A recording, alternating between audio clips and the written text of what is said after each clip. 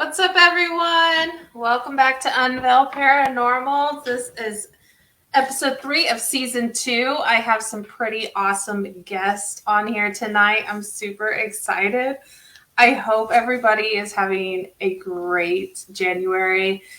Things are finally turned around here on my end. So looking forward to February, looking forward to spring. I'm not a winter person, so I hope everybody else is hanging in there while we get through these cold months. So I do, like I said, I have two very special guests tonight.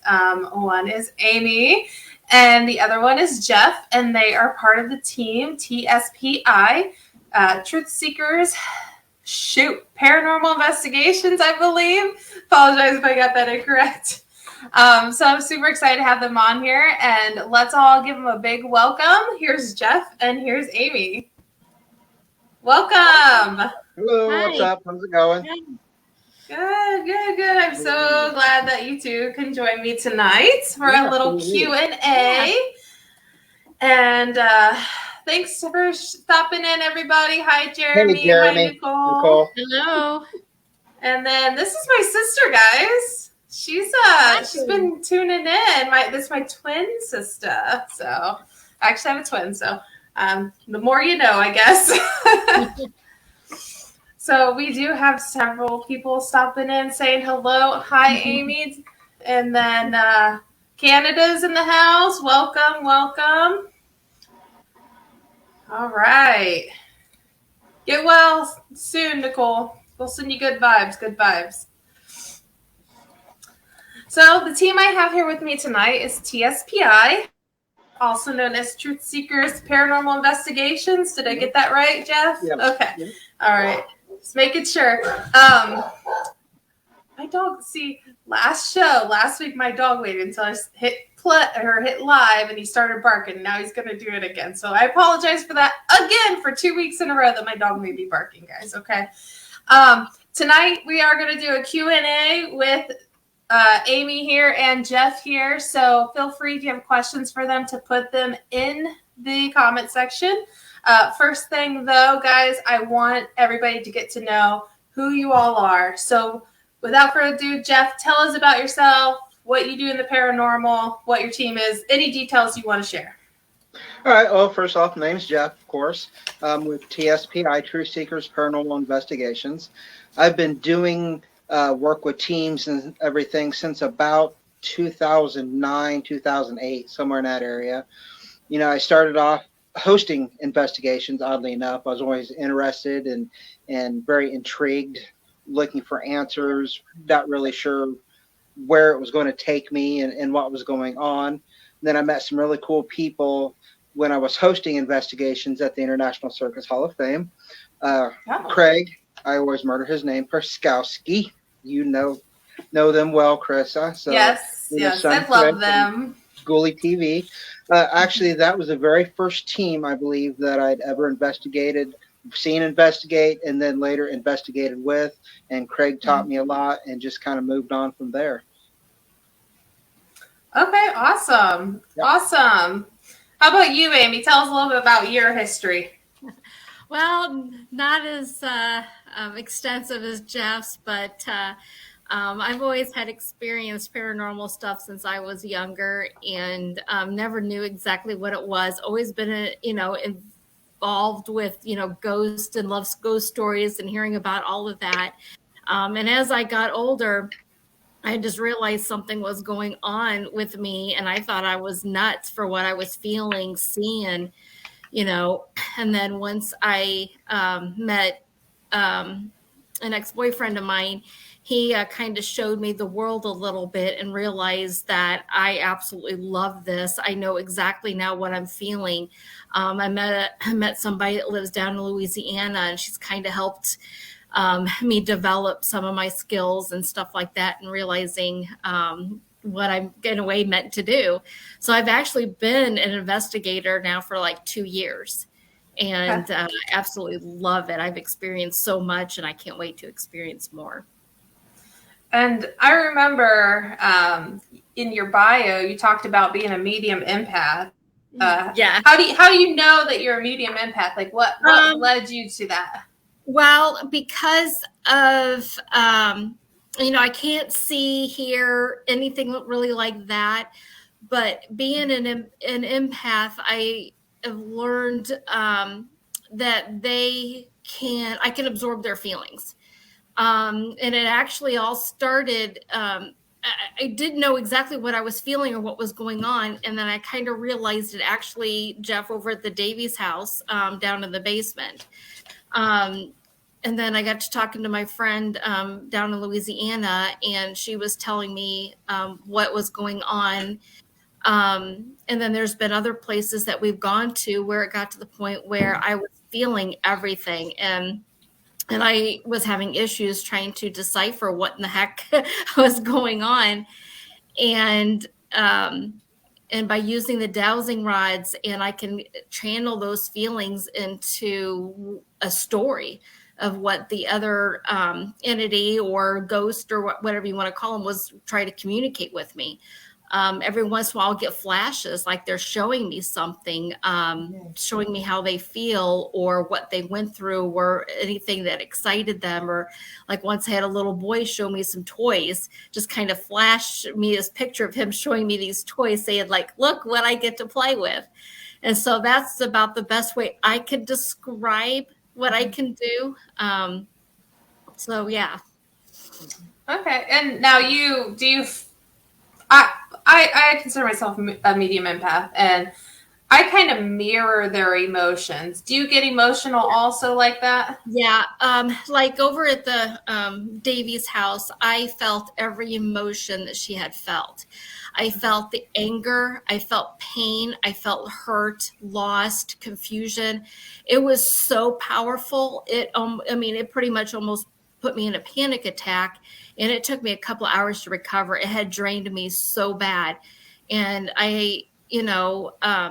my friend from Louisiana. I don't know if she's going to be coming on or not. Jamie, she is just absolutely amazing. And she kind of helped me through that, helped, talk to the spirit guides, have them come just to help calm the atmosphere down.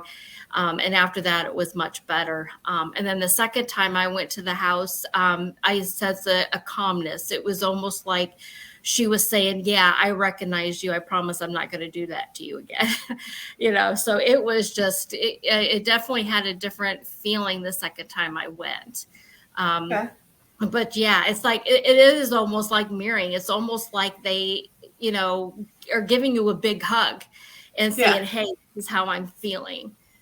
Okay. Very cool. Very cool.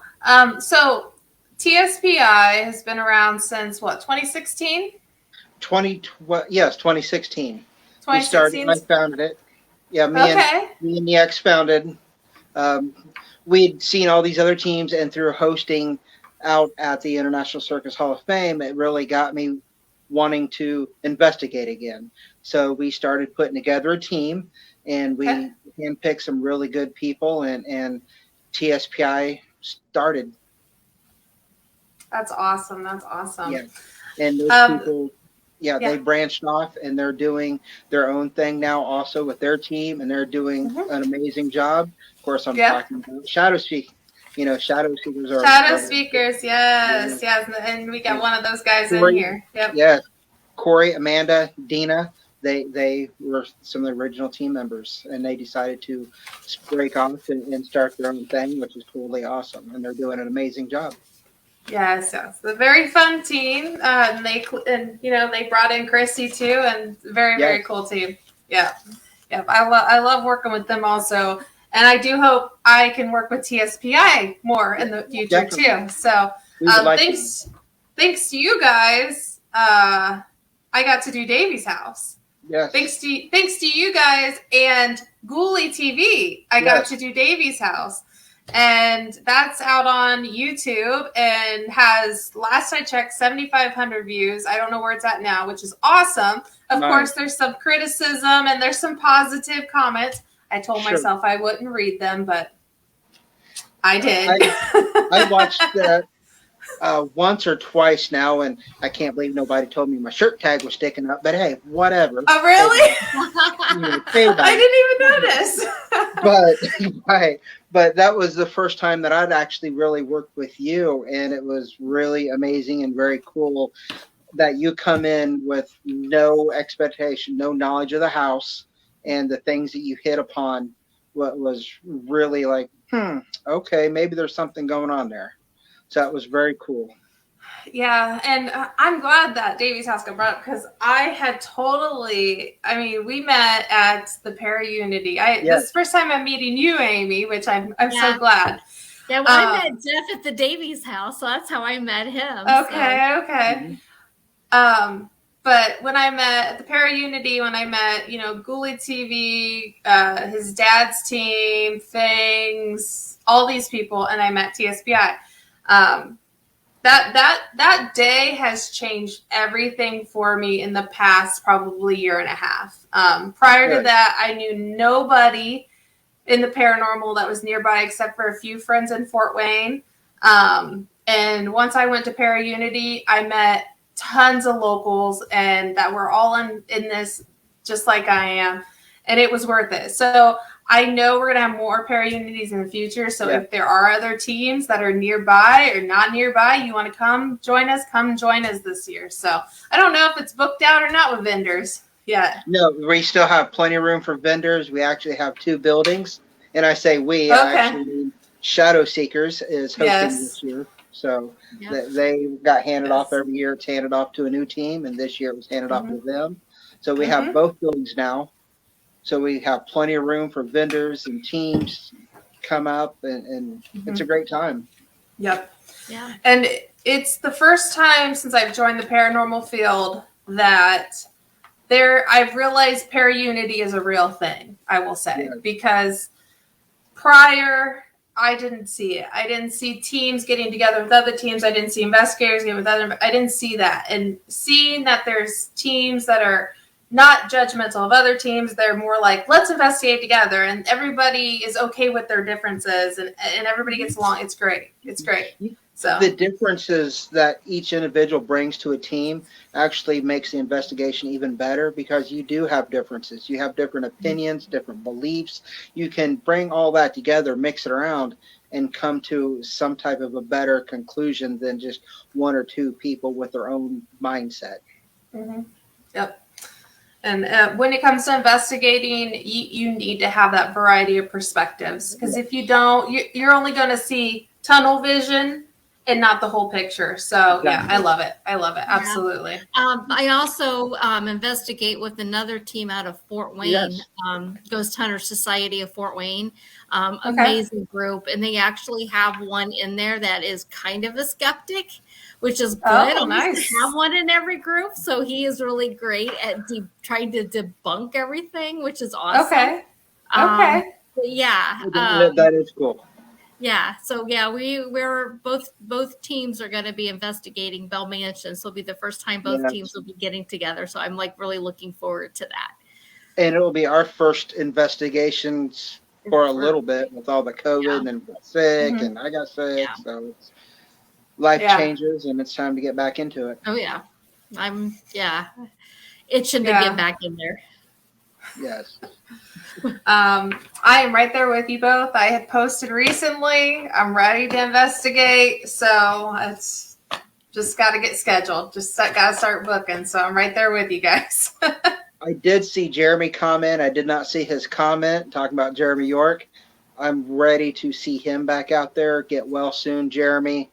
We want to see you back out and investigating with all of us, man. Absolutely, absolutely.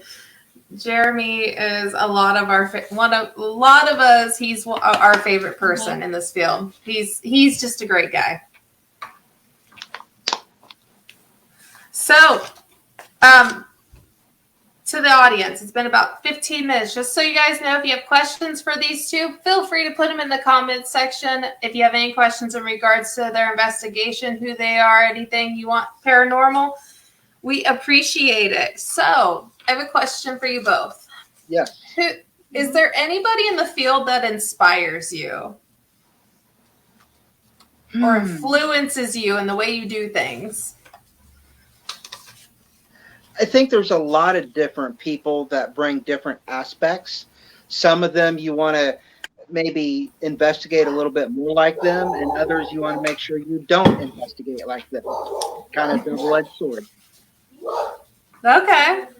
Yeah. With being new into it, I am still learning, so I absorb everything that I see and hear. Yeah. But my ex-boyfriend introduced me to it, so I was absorbing and learning everything from him.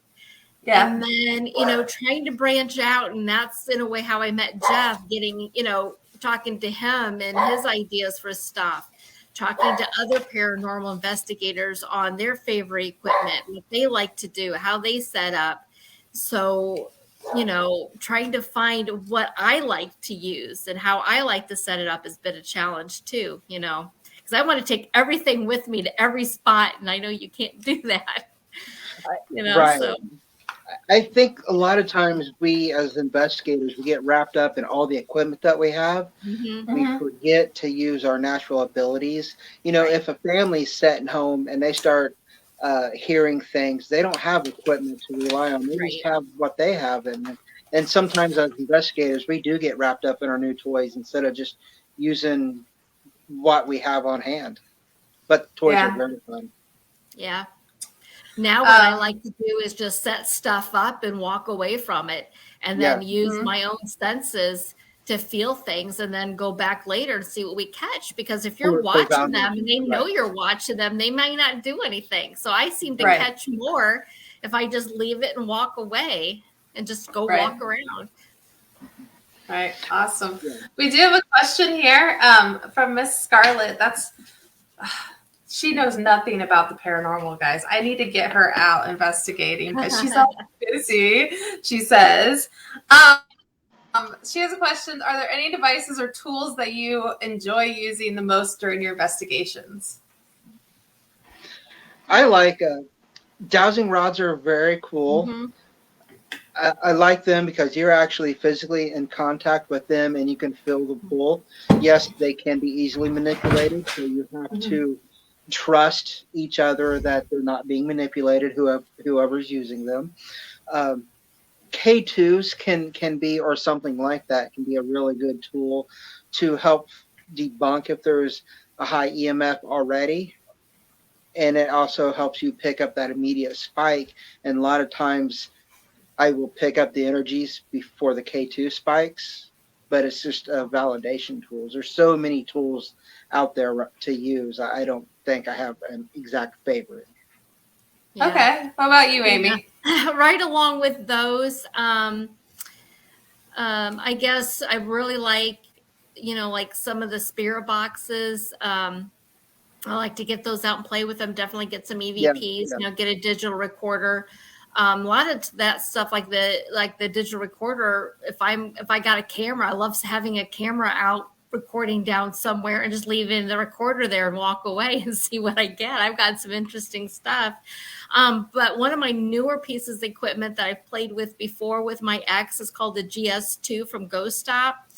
It's a pretty cool device that it's got a laser grid on it with temperature sensors. And if something does walk in there, even if you don't see it, it will show up as a stick figure. So it's almost like an SLS, and then it'll tell you what direction it's coming from. Like I said, your temperature changes, motion, and it's such a fun piece of equipment. And I've had a lot of experience, a lot of stuff on that's happened, like over at the Blackford jail. It just it tripped us out with how well it worked. I would have to say REM pod and SLS. Those are very fun tools. They are. Those are good. I have a Mel REM that I like to use. Yeah, for sure. So Corey has a question. I haven't seen this question. So what do you do to get the activity going again? So nobody's asked this question on the show before, so I'm curious. What do you do? Sometimes when activity drops off, the best thing to do is just start talking, chit-chatting, let it die down. Don't let them know that you're there trying to hunt for them, but just be yourselves, have some fun, have some pizza, joke around. And we have captured a very awesome EVP once. We were at a place we cannot talk about or mention, but we just were all standing around. We started laughing, and we picked up a disembodied voice on an EVP that was none of us, and it was very awesome. Corey and all those guys was actually there that night, and it was really cool. So sometimes just joke around, hang out, be yourselves, and have fun, Mhm. and that will Mhm. get energy moving. Yeah. I mean, just like I said, like putting your equipment down, go take a break, Mhm. Right. eat some food, play a game of cards, put a puzzle together, go outside, get some fresh air or something. Recharge batteries. I know there's people that have like these, what are the EMF pumps or You something, know, supposed to help with energy. But Oh, yeah, okay. I mean, just, yeah. yeah, just Yeah. relax and enjoy it. One thing I didn't hear there was provoke. Like you see on TV, like, oh, nothing's happening, so let's provoke them. So No. Provoking can be very, very, or is very, very disrespectful. right. Um, you can poke the bear a little bit if you think you're dealing with not so nice of an entity or something like Hmm. that to try, but you do not want to go in and just be rude, hateful, mean, provoke. You want to be Right. respectful. Remember, that could be, think of it as if would their granddaughter or mother or father, whatever the case may be, want you to go into their house and talk to their child, husband, whoever, family member like that. And that's why a lot of times when I enter a location, there's times I'll introduce myself Yes. Yep. and just say, I'm here for you. Thanks for letting me come and visit. Anything you want to tell me about yourself or this place that you love. I mean, anything like that. And then when I leave, the same way, I thank them for letting us come into their home and thank them for, um, showing us their world. So, Amy, think back to that very first investigation that we did the night we were dodging tornadoes. Oh my gosh. Yeah, that was Oh, the thing. yeah, that was quite interesting. It was. So we go in listening to the client, and she's just convinced it's something mean, evil, horrible. After just talking with the client, getting an understanding and getting a feel with me and Amy's both there, it was her grandfather checking up on her because he was concerned about his granddaughter's health and issues and stuff. So if we would have Oh, went in poking and prodding and stuff, but you just don't do it, even though they think it's bad or an evil. You hmm. want to find out who, what, where, and when before you just automatically assume something's bad, evil, or nasty. Yeah, we didn't even have to use any equipment. No, no, that Because was a good one. what we felt in there, I mean, there was actually a couple of spirits in there, but it did not feel negative. I mean, nothing at all, nothing like that at all. Once we Yeah, discovered what the grandfather was and took care of that, Yeah. we recognized there was something else, and Jeff was able to take care of that.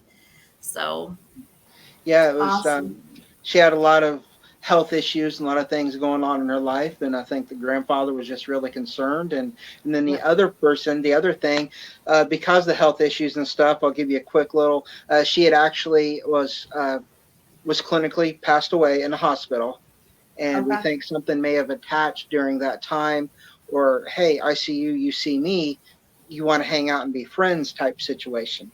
Gotcha. And we were Mhm. able to help convince it's not your place. You need to go on and move and go on. So that was a very good night. That client to this day, I check in every now and then. That's important. Check back with your clients, but I they love that. Yeah. absolutely fine. They are so relieved and happy. yeah. Awesome. That's so awesome. We do have another question here for you from Sure. Ripke Jimmy. What do you see? Where do you see ghost hunting go in the next 10 years? Oh gosh. Hopefully, you guys Um, aren't right not investigating one of us in the next 10 years. Yeah. I really think it's ghost hunting has gotten real popular. A lot of people are trying to do that. So I just Mhm. think maybe the equipment might get better. Um, but the field is just evolving. I don't think anybody, not one person, is going to be able to understand it completely. Nobody's ever going to really No. understand it. But that's just I mean, I think, you know, we are going to get more scientific stuff. We're going to, you know, maybe understand some things a little bit better. The equipment it keeps evolving. So who knows what kind of equipment we're going to be coming across in the next 10 years. Sure. And as we continue to educate ourselves, we'll actually understand more, hopefully, how our own body and our own brain and mind works. How much of it is, you know, are we producing? Are we projecting because Mm-hmm. of our wants and needs to see, touch, and feel grandma again or something of that nature? But we also need to teach the young generation coming in that it is not like it you see it on TV. Right. Exactly. That's, you That's know, going to be the key. yeah, that is definitely it. You know, and also, you know, just kind of thinking about what happens, helping to teach people what happens after you pass on.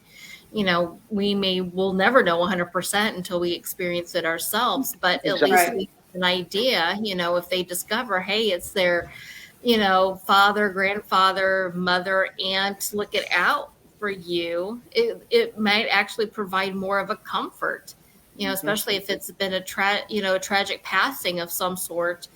It just might bring them a lot of comfort to know that they're okay, and they could find peace in that.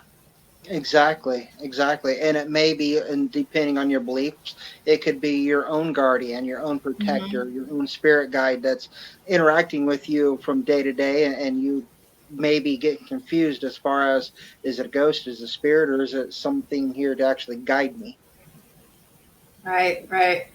Yeah, I have my own theories, but I don't know if anybody really wants to hear what I think is going to happen in the next 10 years.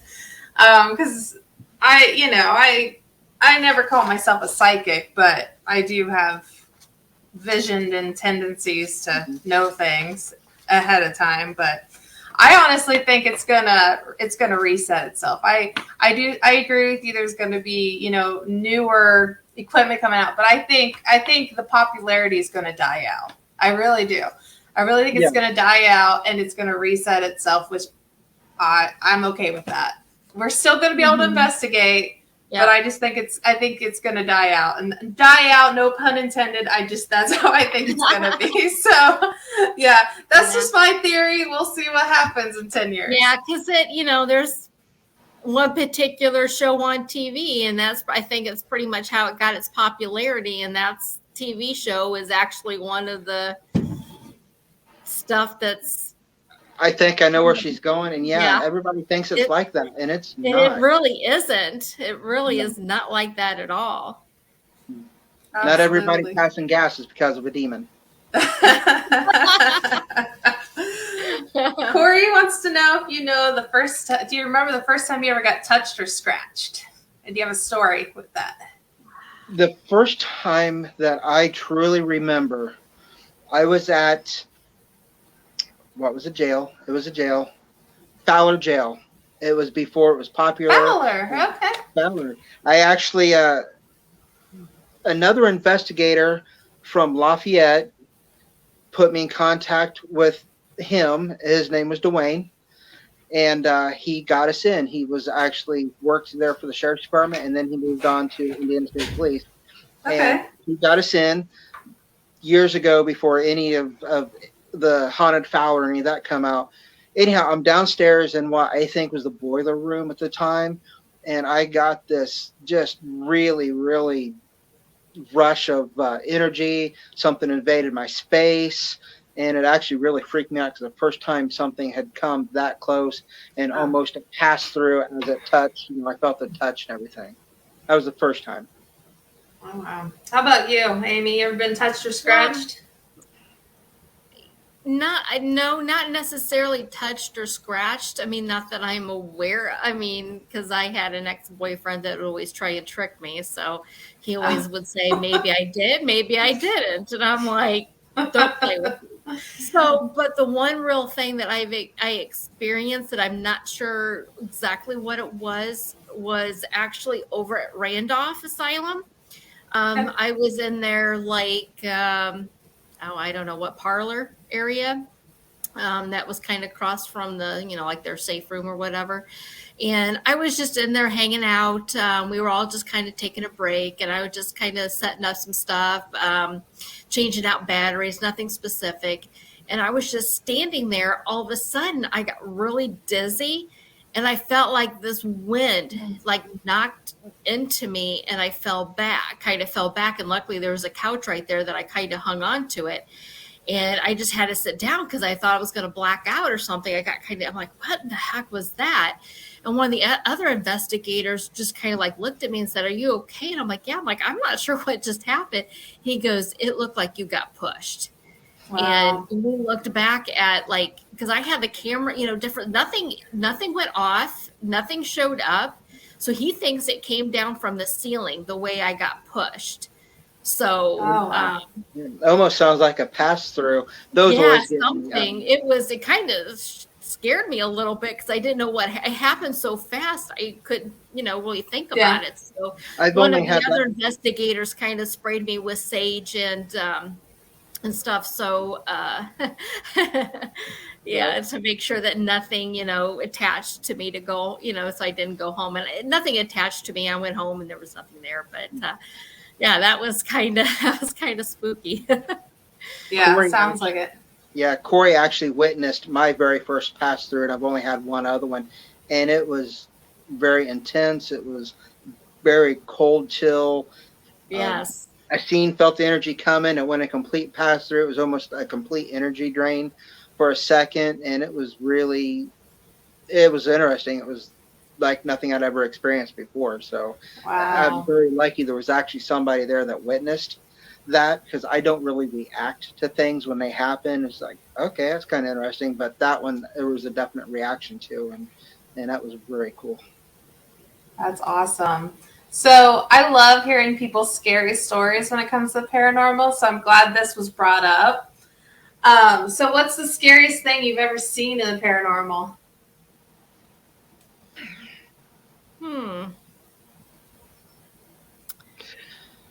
There's been a couple, but I go back to, and I don't see, it's an energy for the most part. It's just energy. And I had a very interesting experience at the Davies house with some very negative energy, and it had to have been also that first encounter that I was telling you about at Fowler Jail. Just real super negative, nasty energy. And the one at Davies house was almost like I was talking to my own doppelganger, my mimic, whatever you want to talk about. But that was not good. That was a very intense feeling, very dark feeling. Anything scary for you, Amy? Well, a lot since I had just started, but right. I was just learning. But I think the couple of things obviously was I'm going to call, I guess, the pass through. That kind of, threw me for a loop a little bit. But one of the first experiences that I had was over at the West Virginia Penitentiary. I think they had something down there called the Sugar Shack. And down there, of course, it was dark. And my ex was kind of making fun of me about this. But, at that time, I really didn't understand what was going on. As dark as it was, I just constantly felt like I was being tagged. I felt like everything was coming at me at all directions. And it wasn't I wasn't scared of being in the dark, but I just constantly felt like eyes were on me. I felt very uncomfortable. And just like the game of tag, I just felt like I kept turning around. I'm like, who's there? And that kind of freaked me out a little bit. If you know the history of that at all, it's not very a nice, good history down there. And then the other spooky time, I guess it was kind of weird, was actually at the Blackford County Jail. Was sitting outside the door. That heavy door was wide open. I don't know if you guys ever been there or not. That front door was wide open. And my ex-boyfriend was actually upstairs sleeping. I could hear him snore, so I knew he was upstairs sleeping. And next thing I know, that door slammed shut. And not all the way shut, but it shut, and I thought it was him messing around, and I'm like, oh geez, now here we go again, because he's always doing weird stuff. So I opened up the door, and I just felt this blast of cold air, and I'm like, okay, and I could still hear him snoring, so it wasn't him. So I walked over around by the trying to walk over by the kitchen, and all of a sudden that big metal like turnabout thing that goes into the jail, you can hear that turn.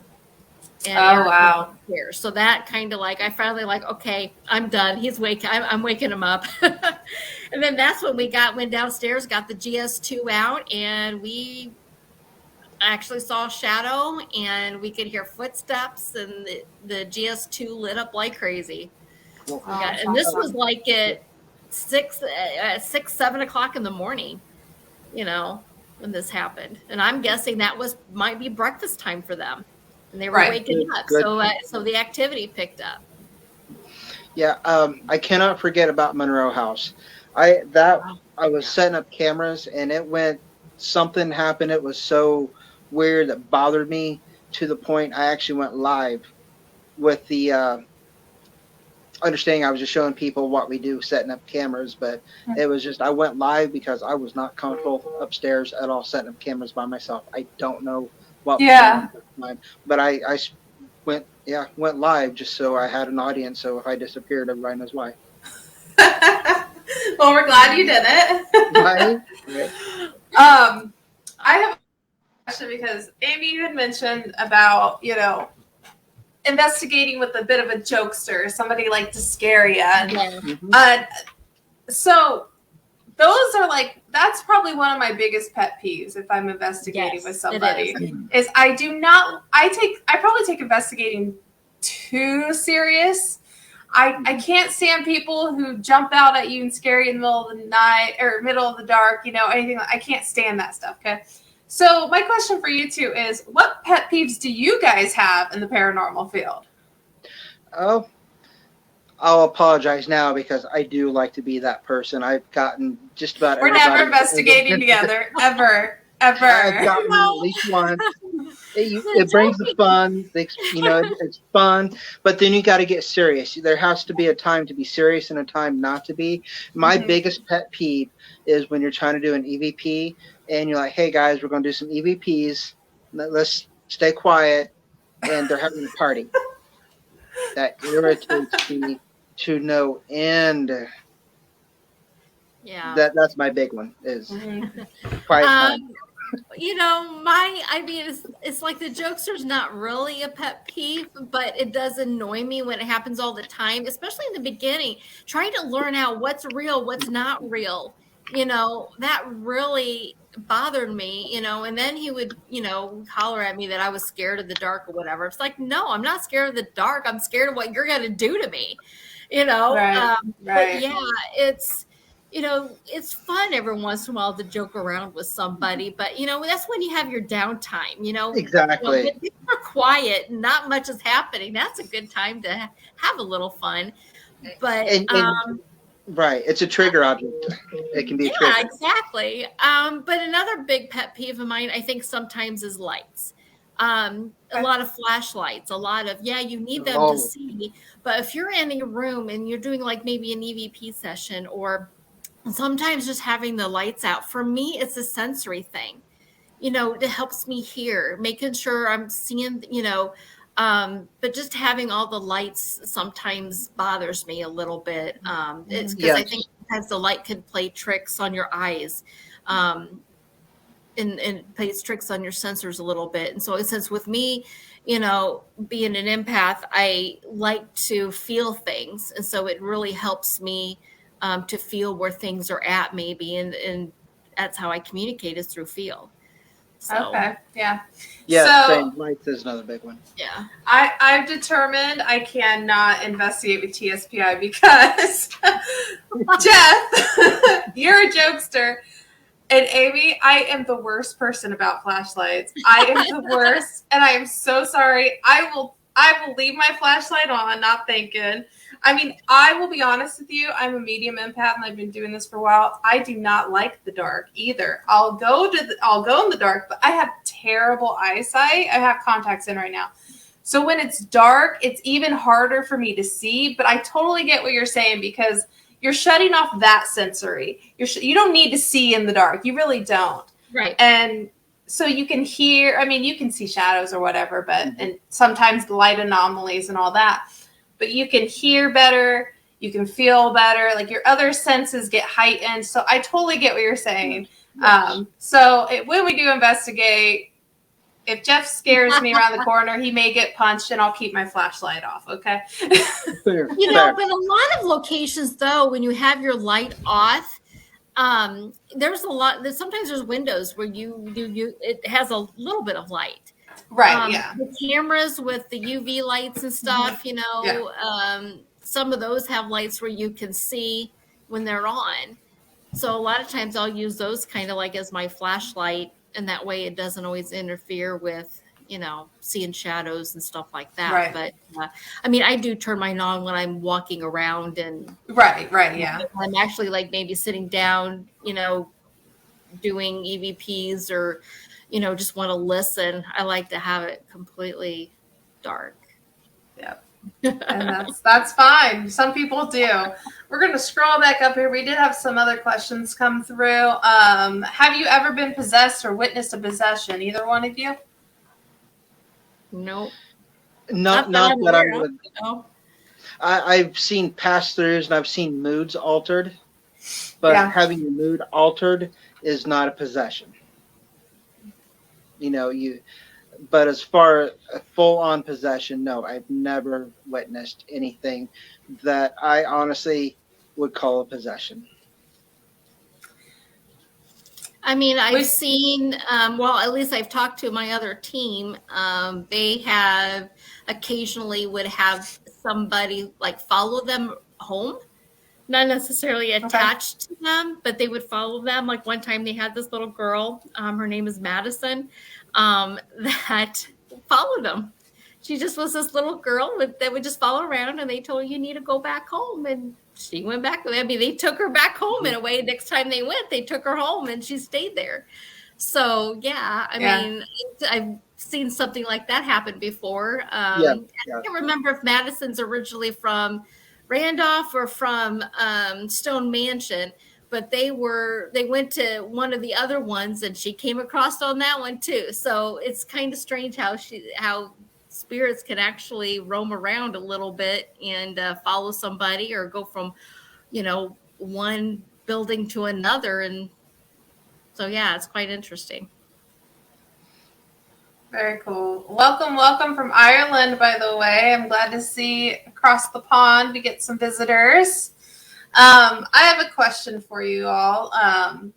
We talked a little bit about locations. What would you say your guys' favorite location is to investigate currently?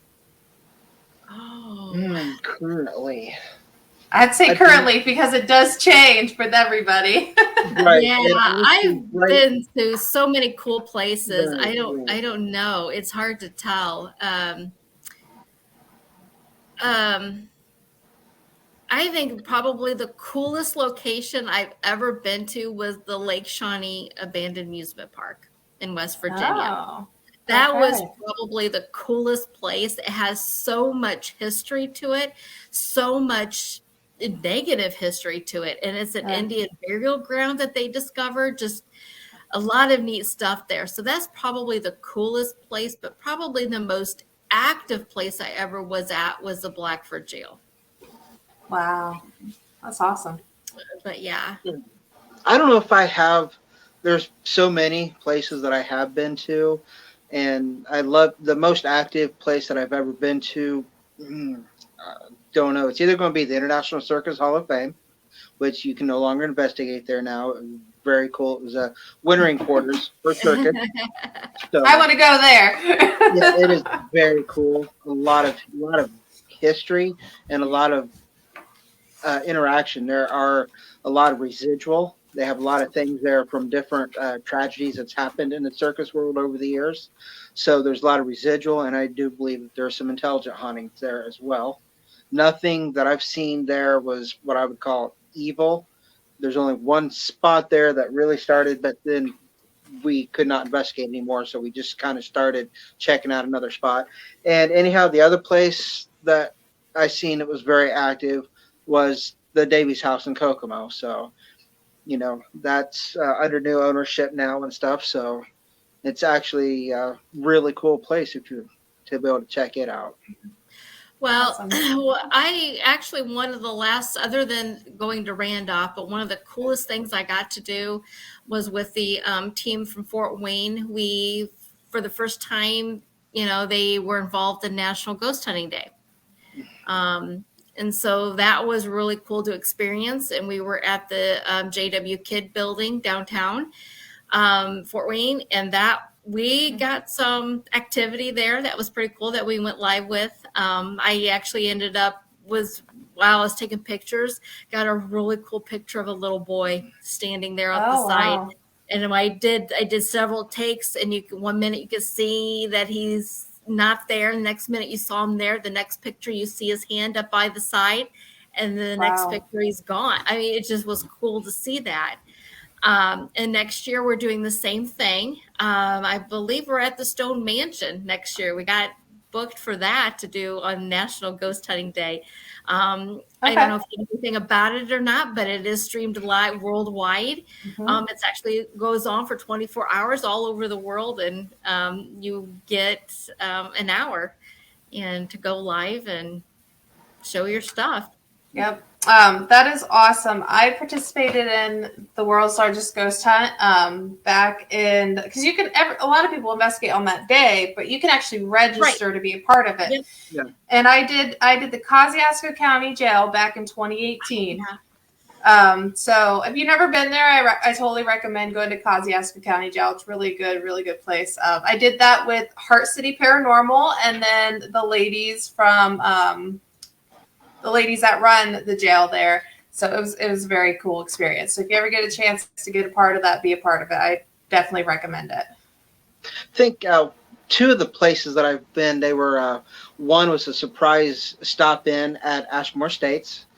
We were coming back, and we was in the area, and I called up Robin, texted him, and he said, "Hey, stop on." We stopped in there, and that place is actually really cool for just a walk through daytime. I definitely want to go back and check that out. Of course, then you got Rhodes is very cool. Rhodes, if you have not been to Rhodes, go to Rhodes. It's for a very good cause. It's a good place, but Lost Limbs Foundation that Mike Couch is doing, that's a very good place to investigate also. Absolutely. But we done a day tour at Mansfield Reformatory over in Ohio.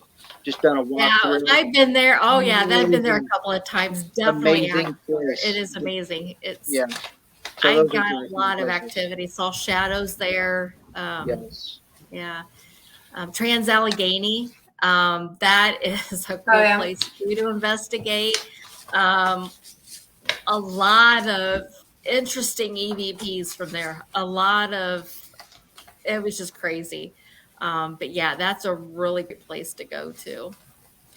Well, speaking of places, what is on your bucket list that you haven't got to go to? Probably one of everybody's favorite spots I've been to once during one of their Halloween hunts is Waverly. That's one of my places that I would love to go to. Axe Murder House. I would love to go back to Lake Shawnee. But yeah, actually, anywhere that I don't care if it's known to be haunted or not. If it's an abandoned building, hey, let's go. Let's check it out. Yeah. I don't care. Let's go. I guess I don't have any specific, but there's just a lot of places I would just like if somebody says, "Hey, I've got this bill," I'm like, "Yep, let's go." Exactly. Yep, let's just go. There is this little museum in Las Vegas. I think would be very awesome to check out. Yeah. So I'd like to go see Zach Bagans. Oh, yeah, that would be cool. Oh, okay. Yeah. This little museum that everybody knows about. Yeah, and I think that would be a really cool place. Would be Ed and Lorraine's house, or to see their museum. Yeah, that would be. Yes, that'd be very interesting. I love places that aren't commercialized, places that you can go Mhm. in, explore, find out what's there for yourselves. Those Mhm. are the best, but they're also getting very hard to find. Right. Yeah, and like today I posted about a new location we were talking about Mhm. before the show. I've been looking for a lot of new places to Yeah, investigate. yeah. You do run a risk there knowing that they're new because then there's not any history that it's haunted usually, unless there's like people who own the building in the past coming forward about it. But um, I I would really like to check out some newer places since I've been in the area. It's so many places except for Randolph. I've been everywhere else around here. You So. haven't been to Randolph yet? Oh my gosh. I know it's the dumbest thing. I talk about this almost on every show. How stupid it is that Randolph is literally like an hour from me, and I've never been there, and it's like one of the most popular places around here. Yes, it's dumb. I know. I Well, will eventually go.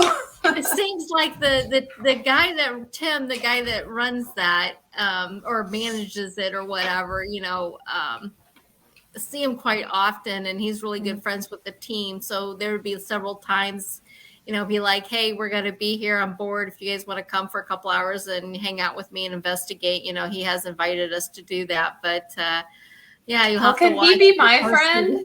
Huh? Yeah, Can he right. be my friend? He's Like, kind what's his of name? Let's be buddies. So yeah, I know we're probably going to go there a few times this year because we always seem to, because it really is a great place to investigate. It never disappoints. Yeah. So yeah, you'll have to watch to see when we're going again, and yeah, you can definitely go.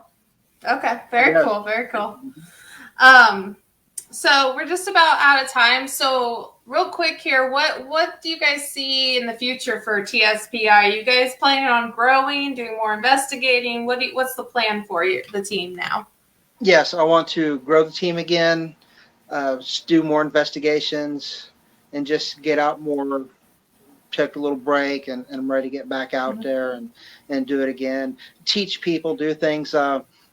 I host. TSPI has been hosting a kids hike last 4 years now at Okefenokee, and it's just awesome getting the kids, and then we do an adult hike afterwards, totally free of Yeah. charge, to let people get out there, kind of see what the investigation is like, get into nature. So just growing and helping. We've actually do that with Shadow Seekers. They've been a great help with us. So we were planning Awesome. on, it may not be at Okie next year, but I will find a place to get people and just interact with people and teach and show and let them know it's not like TV. You have Yeah. to respect your environment and just let things happen as they happen. Yeah. I mean, and right along with that, I don't want people to ever be afraid or scared to reach out to us for help. Most If definitely. they think that something's going on that they can't explain and it's scaring them, scaring the kid, whatever, have them reach out to us, or anybody would love to come and check it out and help in any way we can to give them a Awesome. peace of mind, because some Awesome. people feel like they have to leave their home and they shouldn't have to. It's empowering that they Yeah. need to be there too, so we can explain how we think, and sometimes it's very beneficial to see how the home interacts when they're there and when Yeah. they're not there on both sides. You got to Mhm. watch both sides of that. So Yeah. if we don't have an answer or can't figure something out, we have a large group of people that we can, hey, this just happened.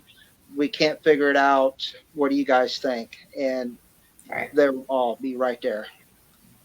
Right. And speaking of reaching out to you, I did put a link in the description. So is Facebook, that's where everybody can go to find you folks? Yep. Yes. Okay, That's the best way to wonderful. do it. And All right, so everybody go to the description, go like their page, go follow them. And if you like what you see here, go follow me. I'm on several platforms. Just look, it's in the description. And yeah, so I do want to thank you both so much sure. for Thank you. joining me Thank tonight, you for answering. having us. Yeah, Yeah, no definitely loved problem. it.